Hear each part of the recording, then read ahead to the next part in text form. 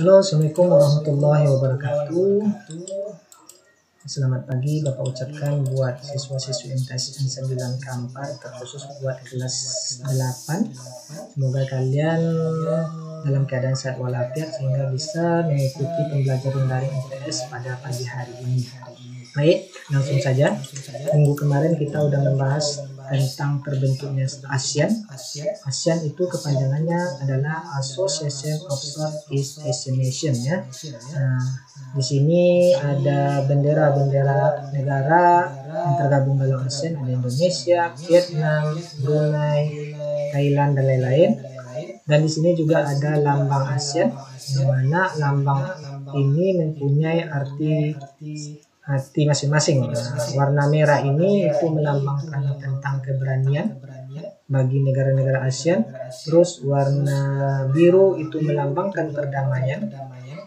Sedangkan warna putih itu melambangkan kesucian, yang ini kesucian. Terus warna kuning itu melambangkan kemakmuran dan kesejahteraan. Lanjut itu lingkaran, ya, lingkaran ini itu mengartikan arti persatuan. Terus padi ini adalah padi, warna kuning ini adalah padi, itu melambangkan persahabatan di antara sesama negara-negara ASEAN. Lanjut tulisan ASEAN ini melambangkan identitas. Jadi itu arti dari lambang dari wilayah ASEAN. Baik, pada pagi hari ini kita akan membahas tentang kondisi fisik negara-negara ASEAN. Seperti apa kondisi fisik negara-negara ASEAN? Mari kita bahas sekilas. Itu berdasarkan batas wilayah atau letak geografis. Wilayah ASEAN itu sebelah utara itu berbatasan langsung dengan China atau Tiongkok, sedangkan sebelah selatan itu berbatasan langsung dengan Samudra Hindia dan benua Australia. Sedangkan sebelah barat ini ASEAN berbatasan langsung dengan Samudra Hindia, dan sebelah timur ASEAN berbatasan langsung dengan Samudra Pasifik dan Papua Nugini. Jadi itu batas wilayah ASEAN secara geografis. Sedangkan luas keseluruhan wilayah ASEAN 10 negara tersebut ada lebih kurang 4.919.443 km persegi, ya, itu luas wilayah ASEAN atau negara-negara ASEAN.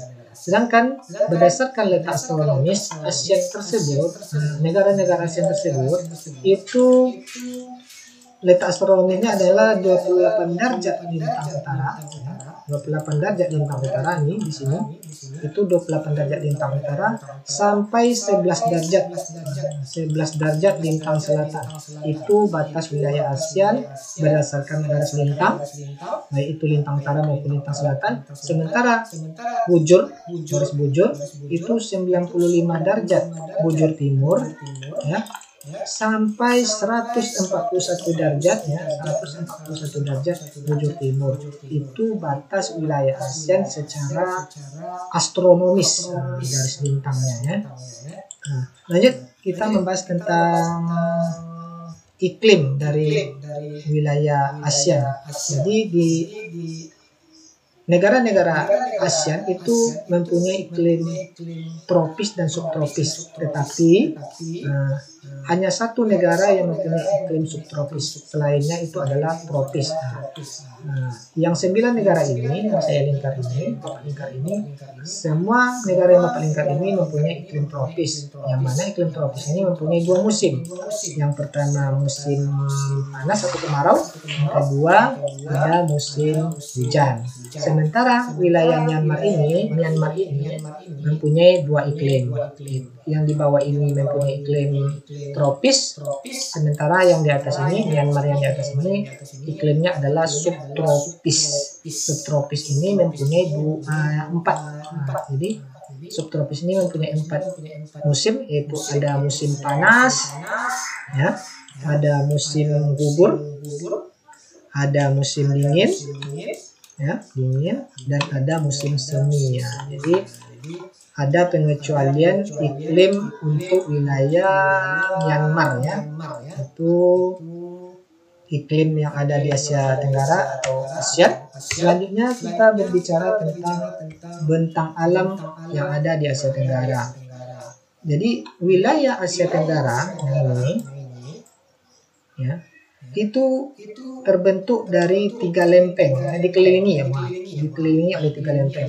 Ada lempeng Eurasia yang ini terbentuk karena dikelilingi oleh lempeng Eurasia, terus dikelilingi oleh lempeng Pasifik, dan terakhir dikelilingi oleh lempeng Indo Australia. Makanya mengapa negara-negara yang ada di Asia Tenggara ini lebih sering mengalami gempa, karena ASEAN memang dikelilingi oleh 3 lempeng besar terbentuk benua yang ada di dunia. Selanjutnya kita membahas tentang dataran bentang alam atau ciri khas dari negara-negara yang ada di Asia Tenggara. Di Asia Tenggara itu ada yang namanya dataran tinggi, bentang alamnya berupa dataran tinggi. Ya, contohnya kalau di Indonesia ada namanya dataran tinggi Dieng. Ini gambarnya. Ya, ini rumah-rumah penduduk itu berada di Indonesia. Kalau di Vietnam ada dataran tinggi Tonkin. Ya, ini dataran tinggi Tonkin yang ada di Vietnam. Selanjutnya, berdasarkan jumlah penduduk, wilayah yang ada di Asia Tenggara itu Indonesia, berdasarkan data tahun 2017, Indonesia mempunyai jumlah penduduk yang sangat banyak, ya, melebihi jumlah penduduk yang ada dengan negara-negara lain yang ada di Asia Tenggara.